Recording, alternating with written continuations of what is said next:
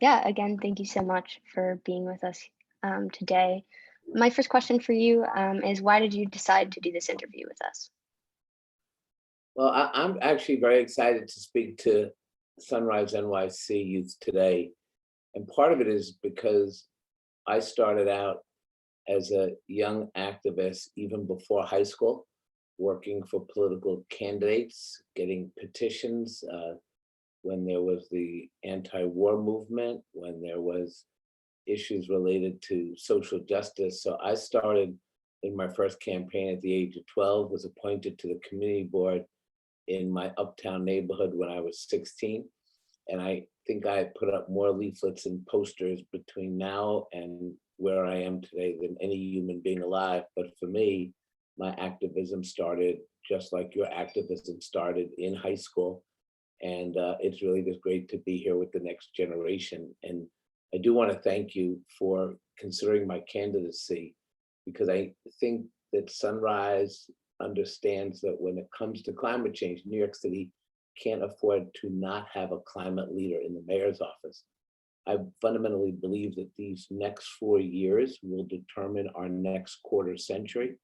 And if we fail to put climate justice at the center of our COVID economy, we'll simply swap our public health pandemic for another pandemic of climate disasters. And that is why, as controller, I led the effort to divest $4 billion from fossil fuel to take on the energy companies. It's why I was the first elected official to come out against fracking. And it wasn't just what I divested from, it's also what I believe we have to invest in. We have to invest in solar energy. As mayor, I believe we should have a solar panel on every roof and an electric battery in every basement. And we need a mayor who understands how to get this done. The time for your generation to accept incrementalism is long gone. We need a mayor who is going to move fast because climate disasters are no longer a once every 200-year event. This is going to keep coming at our city at a rapid rate unless we reverse this trend. We have to think about what the next economy is going to look like, and green jobs and a green build out is going to be what the Industrial Revolution was in another era. But we need a mayor who has that belief system. And look, I'll be honest with you guys, I have skin in this game. I got married a little late in life, and I have a third grader and a second grader. I have two little kids. And I think about where I am in terms of giving them an opportunity to have an earth that they can breathe in, that they can enjoy what nature has to offer. And I, quite frankly, don't want them to look at me someday and said, my dad was not in the fight. It's very important for me that I am in this fight. And that's what motivates me to run for mayor. And in order to win for mayor, we need to build a strong progressive coalition, which I'm building. And I think, because I've always believed this, people of your generation who want to participate, we need you in this campaign and we need you in this fight. We're taking on some very powerful interests, people with a whole lot of money and power.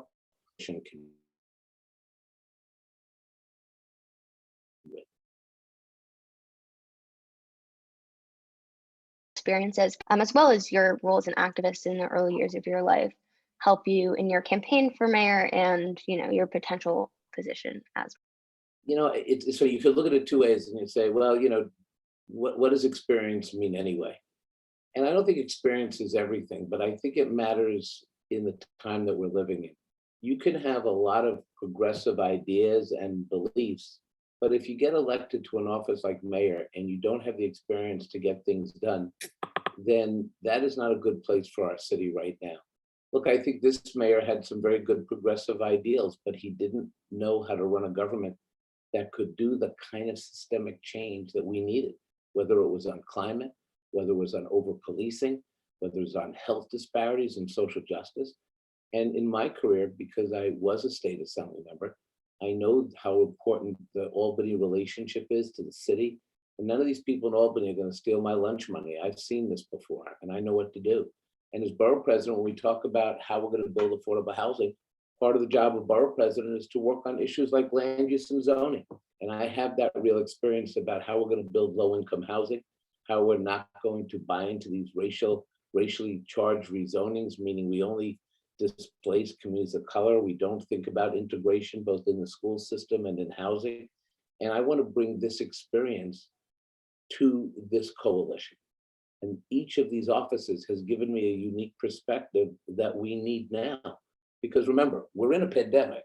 This is not going to be easy.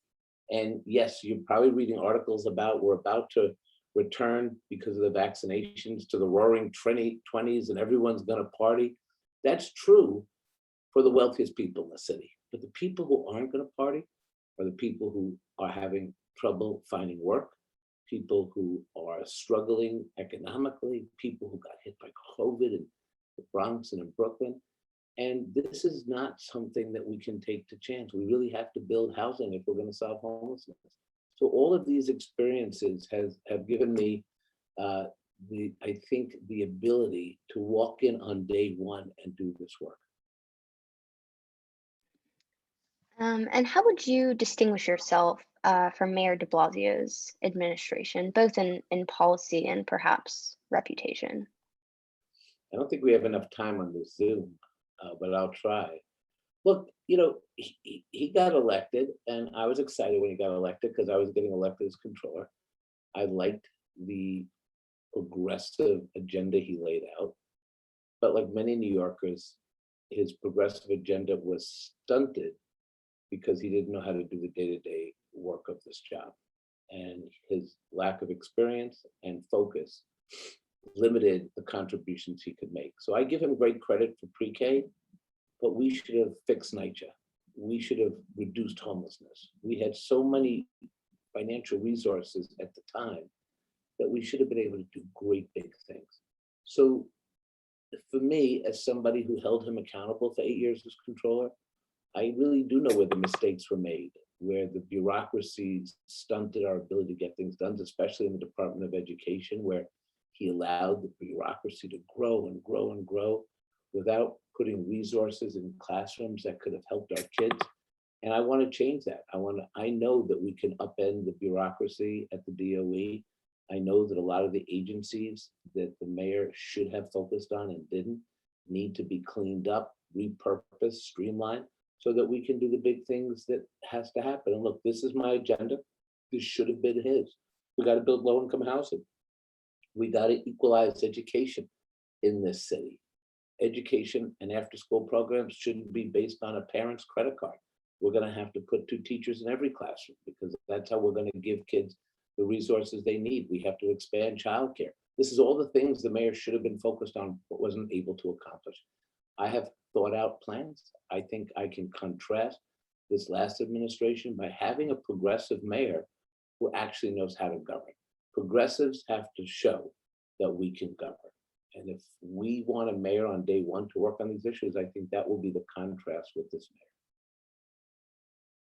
And to follow up on what you said about education, I know in your plan you said that you want to put 2 teachers in every classroom, K-5 classroom, doubling the ratio of students to teachers.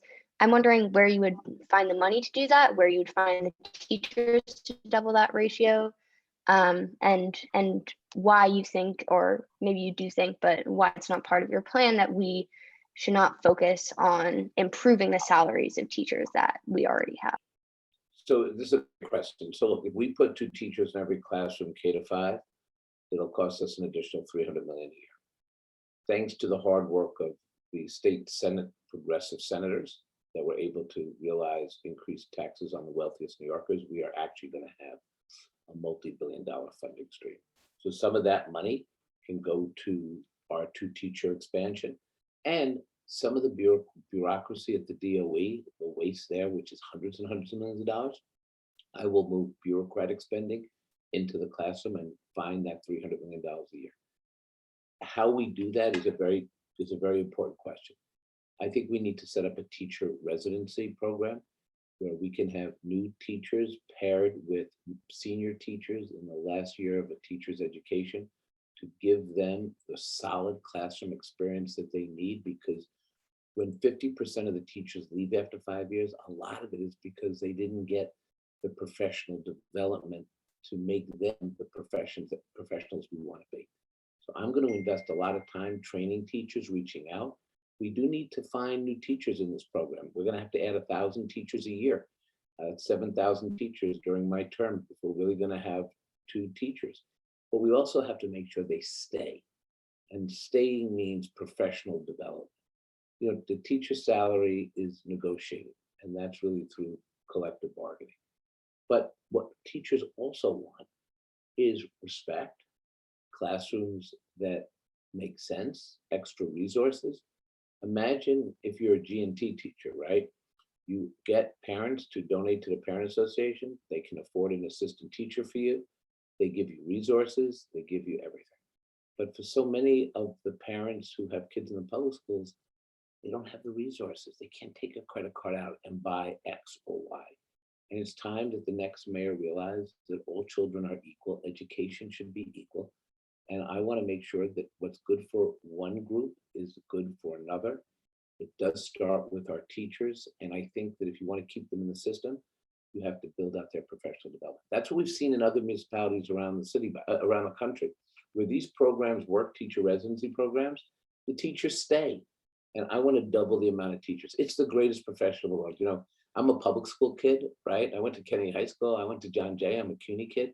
My kids are in public school. I can't believe how great these teachers are. I just can't believe it. You know, when my mom died and my kid's grandmother died in the midst of COVID, right? Who did my kids get a call from? Who did they talk about the challenges they were having? It was their teacher, right? The teacher was their counselor. It wasn't me. They turned to their teacher. And that is something we have to respect, but we have to make sure those good teachers stay in the system. Thank you for that response. And also following up on your housing policy, I know in your plan you say that you want to enact universal affordable housing, requiring developers to reserve 25% of their available units or floor space to low-income housing. I'm wondering how you will ensure that developers continue to invest in real estate and also how you plan to replace the current real estate tax exemption program that de Blasio put in place for real estate developers. Well, you know, look, the greatest housing that was built by Mayor LaGuardia. It was called public housing back in the 1930s when none of us were around, including me, despite what you may think. And that housing was very successful. It was aspirational. Public housing was divested from in later years, but that kind of low-income housing program was so aspirational. Then we had what was called the Mitchell-Lama housing program, housing in the West Side urban renewal area in places that would also raise the next generation of New Yorkers. It was middle-income housing. And what de Blasio did is rather than build public housing, he went to the luxury developers and said, I will give you land and density and the ability to build luxury high-rises if you promise to build 30% affordable housing. As controller, I looked at those numbers and saw that that affordable housing was unaffordable in the communities it was being built. So the longtime residents of the neighborhood could not afford the affordable. So why were we giving these developers all this land? My housing plan is different. I would take the vacant land that we own, the city owns, we own, your parents own, taxpayers own, and rather than give it to luxury developers, I would give it back to the people. I would give it to community-based organizations, local development corporations, and I would let the community with a new subsidy build the low-income housing that we need. That is our land, and we should give it to a public purpose. That's part of my plan to build 10,000 low-income housing units a year so that we can move people from homeless shelters into supportive, safe housing. Part 2 of this plan is to say that any new development of 10 units or more, the developer has to set aside 25% affordable. And I believe we have to do this because we're losing the fight. We cannot have another 4 to 8 years where we pretend to build the low-income housing we need. We're spending so much money housing people in these dangerous hotels. It has to stop. We need to have a full-on war on building low-income housing. And if you want to integrate schools, well, you got to integrate neighborhoods. And if you're going to stop homelessness, we got to start talking about what really solves homelessness. And no one ever talks about it. It's called giving people a home. And that's the basic tenet of my plan. I know the real estate industry is freaking out. They don't know what to make of me. but I'll get them there. You know, we've done this before in the city, and we got to get them there. Yeah, thank you for that too. Now I'm going to hand it off to Cameron. Thank you, Mia. Hi, Scott. Thanks for doing this Sure. great meeting with us. So to start off, I would say we love that you support the Green New Deal, but how would you incorporate some of the Green New Deal's values and policies into New York City's climate change initiatives? Well, first of all, when you look at the Green New Deal and you look at what's happening on a federal level with our Congresswoman Ocasio-Cortez and her Green New Deal for public housing, that is a roadmap for how the next mayor should approach retrofitting buildings and creating a green climate within NYCHA, 400,000 people who live there. I know my opponent, Andrew Yang, tried to take credit for her work, but he got busted. And so let's call it what it is. I believe very strongly that when you think about the challenge of putting a solar panel on every roof and a green and an electric battery in every basement, what we're really talking about is changing emissions in the city and creating a healthy community. 73% of emissions comes from these luxury buildings that are out of date. We need to retrofit them. That's a whole new economy. We also have to change the way we look at the streets and finally tackle the issue of the car culture, because 28% of our emissions come from cars. And so my plan is twofold. One, we need to start training the next generation workforce in the green economy and those green jobs, because they're going to be good jobs. And we've lost a lot of retail. We have to segue the economy there. That's workforce development. Second, we've got to change our streets. We need to look at what's happening in Barcelona, in Copenhagen, and Paris. The COVID pandemic showed when you move retail, when you move restaurants out into the streets, when you take advantage of this amazing group of blocks that we have, when we have my program that will give a free bicycle to every high school student with dedicated safe bus lanes so they can get to and from home, that's going to be an environmental win. When we lay down 35 miles a year in busways so that we can move people faster within the boroughs, recognizing the economy, that's going to be great. And I want safe walkways for seniors, for your grandparents, right? We don't want them to fall. We want them to have an opportunity to breathe fresh air. So for me, I want to be the streets mayor, because the mayor controls the streets. You just have to have a vision and capacity to build that out. And also, one of the things I care about is what are we going to do with these superhighways, right? And if, you know, as you study the power broker and Robert Moses, his view of New York City, it was all superhighways. Look at the BQE, it's falling down. The mayor wanted to build another superhighway to replace the highway. I said, no, don't do that. Why don't we deck that highway? Why don't we put less cars in the highway, move those cars underground, ban them all together, and then let's create a real social justice outreach to green space. And I don't want to stop there. I want to look at the Bronx and the Cross Bronx Expressway that divided communities. It was race-based highways. And I want to deck those highways. I want to go and look at the Bruckner Expressway. If you've ever been on that thing, you know, it's like a pollution, you know, it's pollution that comes into you. I mean, you should be talk about wearing masks. You should always wear a mask when you're on that highway, right? This is what I want to do as mayor. Now, I'm not doing this alone. The next mayor has to have the skills to go to Albany, to get permits, to work with the federal and state, you know, stakeholders. But we could build this whole way of creating real emission standards. So I hope we can get to do that. Yes, definitely. Thank you for that answer. So you have a plan called the Long-Term Floodplain Restoration Program. So what I'm wondering is, where will you move these people to once you move them from their Well, that's part of houses and apartments? That's part of our housing plan. As we get people out of the flood zones and we give them the resource to relocate, you're right, they have to relocate somewhere. So we need to make sure that we have affordable housing stock so that we can reintroduce people in their neighborhoods and do it differently. And look, you're right about resiliency. It is the challenge. We have 520 miles of shoreline. We've got to make sure that that shoreline is protected, because we all know on this call, that's why you're in Sunrise, unfortunately, a climate incident is on the way.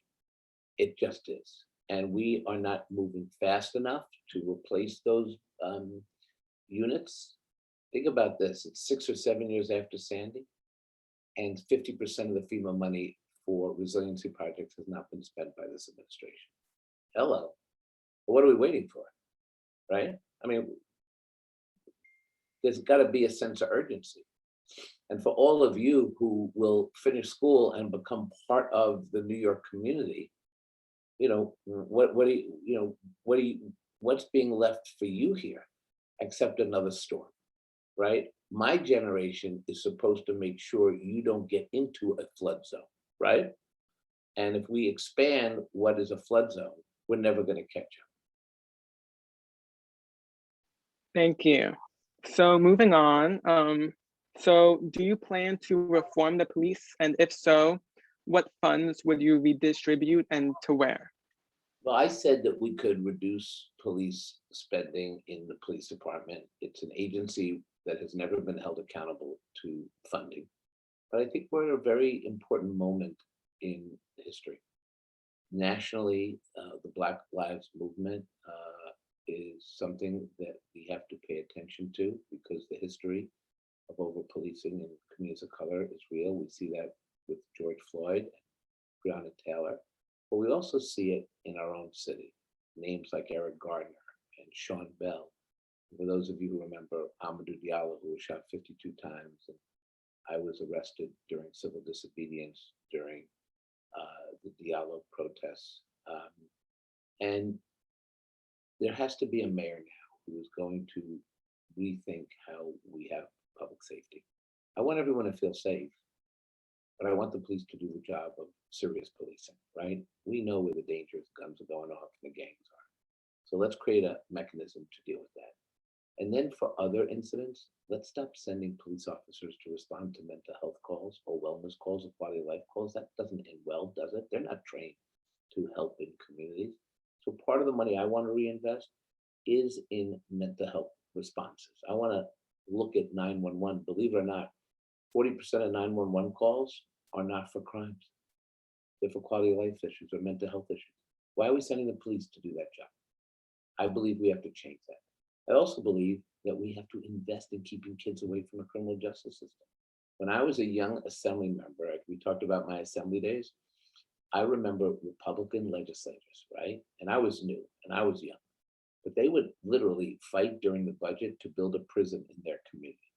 They would build this prison in 18 months, not to reduce crime, but they wanted to build an economy around a prison in upstate New York. They would take mostly Black and brown kids and ship them upstate. And that became part of the criminalization of poverty and prison expansion.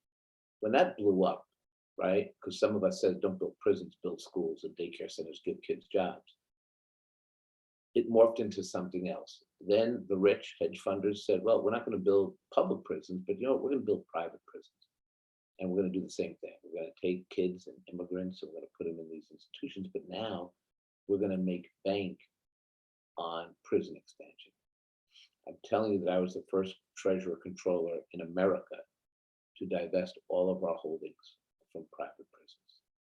So for me, this is real. I grew up in Washington Heights where some of my friends didn't make it because they got tricked up in the correctional, situation.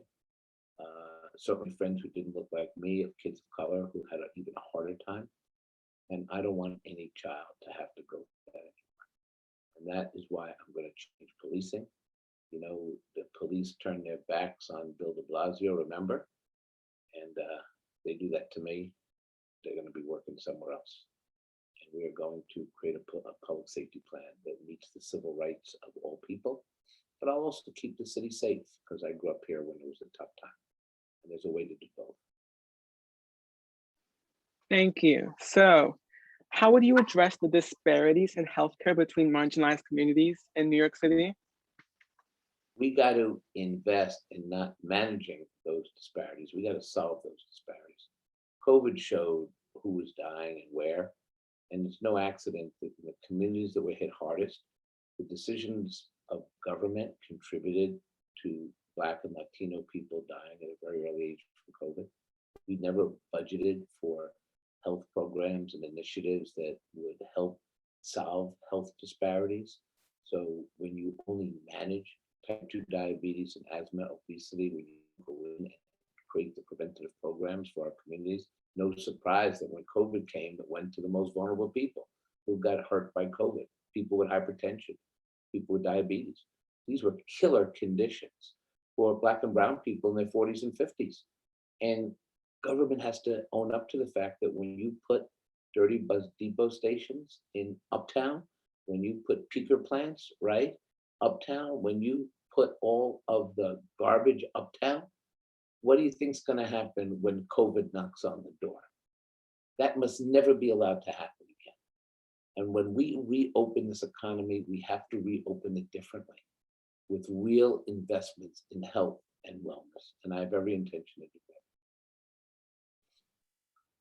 that. Hey, all, Thank sorry you. to interrupt. I think I sent a note in the chat that we do have to jump for another call, and I want to appreciate you all for being so flexible with us at the outset. I'm going to take one quick one. I know we have to get on the CUF endorsement call. We have a housing Zoom after this, but if anyone has one more, I want to give you every opportunity because I want you to endorse me. So really quick, how would you desegregate NYC public schools? All right, that's a good way to close. Okay, step one, all kids should have the ability to get into Stuyvesant. So I would get rid of the Shazat. I would replace the Shazat with the 7th grade test because I believe that's a better measure of things that were learned in the classroom. I would end this charade of having 4-year-olds take the G&T test because a 4-year-old can't even spell their name, let alone decide who's gifted and who's not. I would end high school screens in neighborhoods because why are we doing that except to segregate kids? And I would link affordable housing in communities that are majority white so that we start integrating communities so we can integrate our schools. That's the short part of the question. We build it out more in our, online if you'd like to look at some of our proposals. Thank you so much for coming. We really appreciate it. Thank you. Thank you very Thank much you. for listening. Please consider me, okay? We will. And you know our Instagram and email if you ever want to reach us again. Absolutely. All right, Okay, Sunrise. Thank you. Thanks. I'll see you soon. Thank you. Thank you so Bye. much. Have a great Thank you. day. You too, everybody. Take care.